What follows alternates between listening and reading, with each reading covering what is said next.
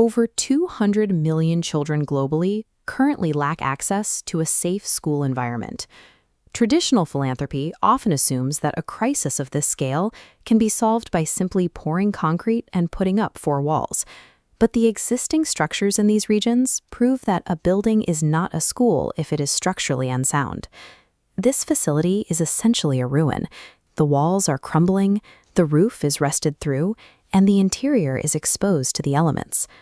Inside, the wooden roof beams are rotting and unsupported, while the lower walls show deep water damage.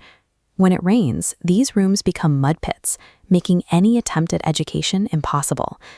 When a building is condemned or becomes too dangerous to enter, the educational path for a child often ends entirely.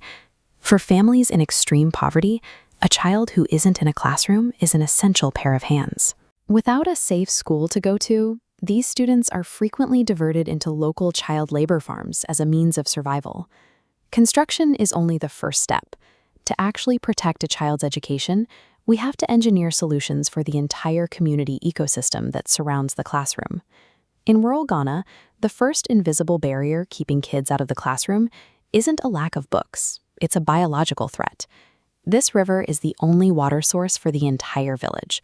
It is thick, brown, and highly contaminated, yet it is where the community gathers all the water they use for drinking and washing. As this diagram shows, the health consequences are severe. Nearly 80% of the village population, including the children, suffer from intestinal parasitic worms contracted directly from that water source. A student cannot learn if they are battling a chronic illness.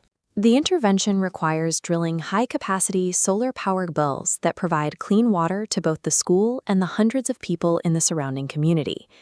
The second biological barrier is chronic hunger. To solve this, these projects include fully equipped industrial kitchens designed to provide a guaranteed free lunch to every student for the next 5 years. This line chart shows the direct result of that nutritional security. Since the meal program began, school attendance has increased by 10% and continues to trend upward. Clean water and reliable food are not luxuries. They are the literal foundations of educational infrastructure.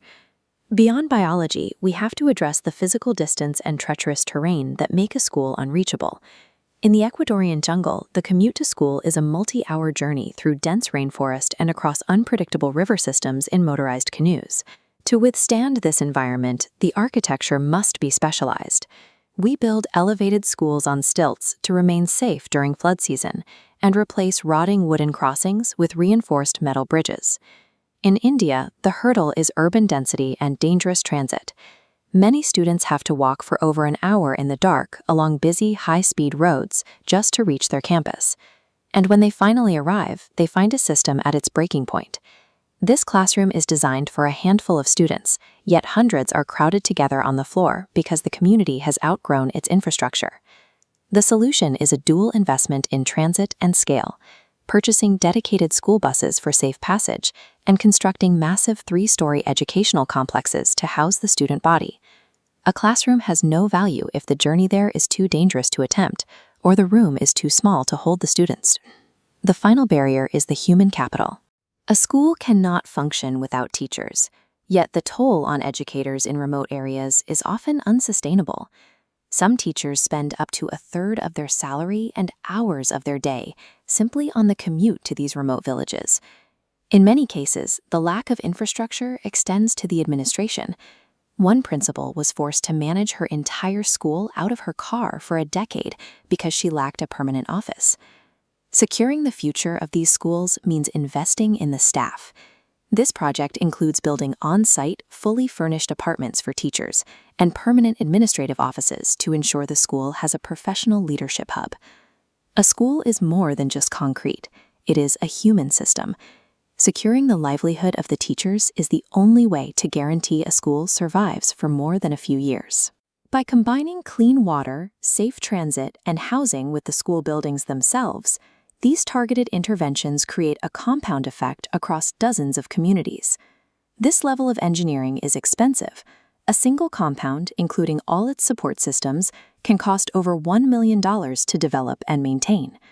This moves the model away from a checking boxes approach toward a strategy of holistic community engineering. The result is over $3 million deployed to build 10 schools, creating a pathway for 18,000 students to permanently move beyond the cycle of poverty. The engine that makes this possible is a direct conversion of the digital attention economy. Every view on these videos generates the funding required to purchase the bricks, steel, and water pipes that make these physical structures a reality.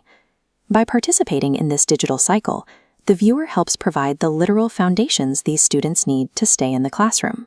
This is a direct exchange, digital attention for the physical tools 18,000 children will use to build their own lives.